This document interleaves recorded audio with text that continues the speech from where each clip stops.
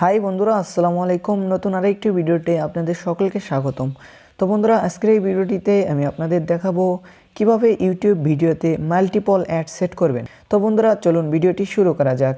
তো বন্ধুরা, আমি সর্বপ্রথম ক্রোম ব্রাউজারটি ওপেন করে নিচ্ছি। তো বন্ধুরা, ক্রোম ব্রাউজারটি ওপেন করে নেওয়ার পর দেখতে পাচ্ছেন ইউটিউব স্টুডিও বেটা আমি ওপেন করে নিয়েছি, আপনারা ওপেন করে নেবেন।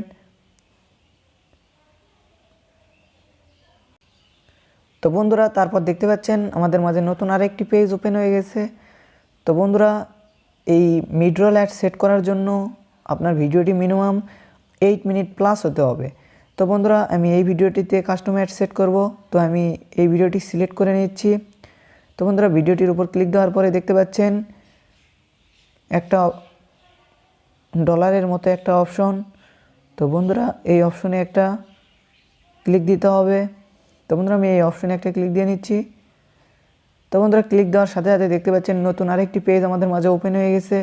তো বন্ধুরা, ওপেন হওয়ার পর দেখতে পাচ্ছেন ম্যানেজ মিড রোল নামে একটা অপশন। তো এই ম্যানেজ মিড রোলে একটা ক্লিক দিতে হবে।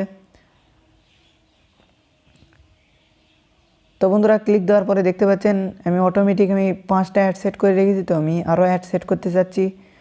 তো বন্ধুরা, আমি এখানে দিয়ে দিচ্ছি 2.5 মিনিট। বন্ধুরা, দেখুন আমি অ্যাডটি সেট করে দিলাম।